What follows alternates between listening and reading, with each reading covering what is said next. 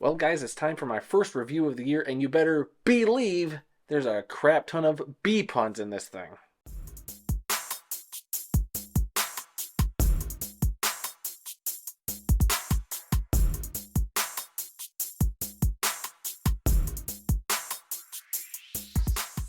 So, The Beekeeper, the first film in 2024, I've gotten a chance to go to the theater and see in a snowstorm this year in Michigan.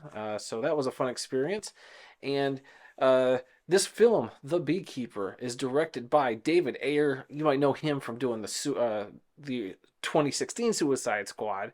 He did Fury, which I love. He's done a bunch of other stuff that, good stuff, some bad stuff. We'll see where this one lies. It stars Jason Statham as your titular character, the Beekeeper. Adam Clay is the character's name. And the synopsis here is essentially Jason Statham plays a beekeeper who is working for a nice lady who gets scammed. And when she gets scammed and loses all her money, commits suicide. So Jason Statham's character takes it upon himself to go seek revenge upon these vile, vile human ilk. And you have your movie, a typical revenge film. And look, by the trailers, I thought, David Ayer directing this, I thought this would be a fun time, and it's not a bad time. I think Jason Statham is as Jason Statham as Jason Statham can get. Not the best performance, not the best written thing I've ever seen.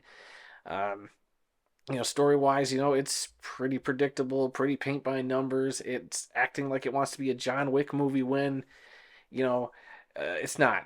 It tries to give you some weird, interesting characters, like a chick who shows up at a gas station with a minigun on the back of her truck, and just okay, I guess this is a thing that happens in the real world. I don't think it is.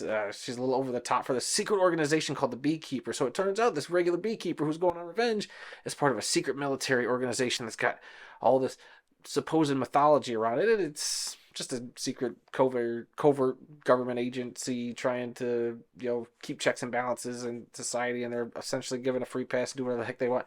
It's John Wick, but not as good. Look, Jason Statham, like I said, he's is if you want a good Jason Statham performance, this is probably the typical average Jason Statham performance.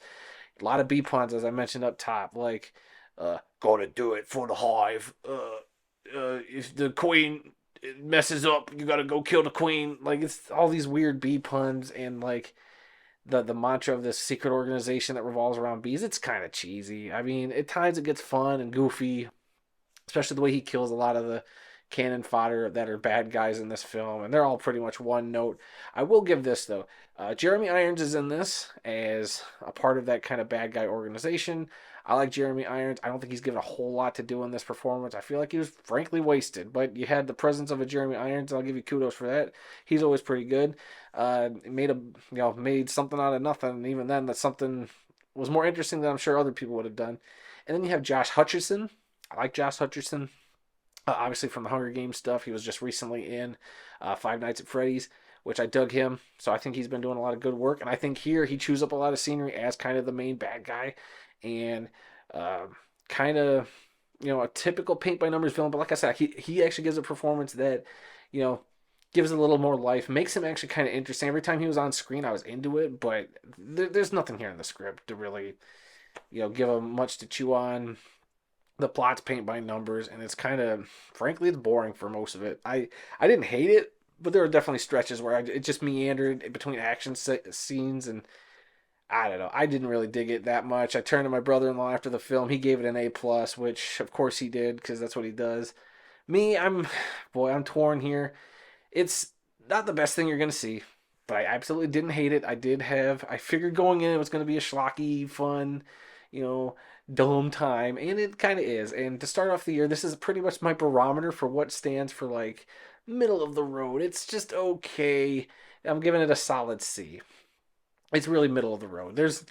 If you're coming in here looking for a schlocky action flick, you probably got it. You're probably going to be entertained by it, and that's all that matters. Like, it's not Shakespeare. It's not going to rewrite the genre. I don't think it deserves a sequel. It's just, boy, oh boy, it's something. I do want to say, this is a slight spoiler, but not really, because it's out of context of the film. There is a scene where Jason Statham leaves behind this crime scene where he's just done his work, and police and stuff, agents are after him, and he takes the time to change into a scuba suit, which should take a while. and he's like on a beach, kind of covered, but I mean, you could probably see him if you tried.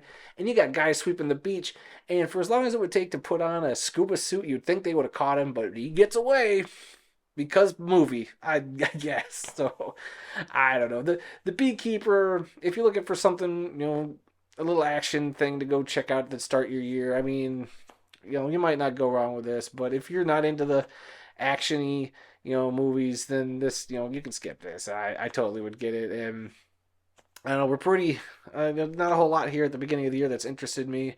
I thought this might be fun. I like the director. I like Jason Statham a lot. And yeah, so middle of the road here. What do you guys think? Have you gone to see The Beekeeper? Are you interested in seeing The Beekeeper? What's your favorite Jason Statham movie? Leave those down in the comments below. And as always, guys, if you could, please hit the like button, subscribe button, the little bell notification to be notified whenever I drop new videos. It would be greatly appreciated. Happy 2024. Yep, we're going to keep doing it. I love talking about movies. And hey, if you don't agree with me, that's cool. Let's talk in the comments. Like, I'm open. Like, let's do it. And until the next video, guys, I'll be seeing you. You better believe it. Ugh, bee puns.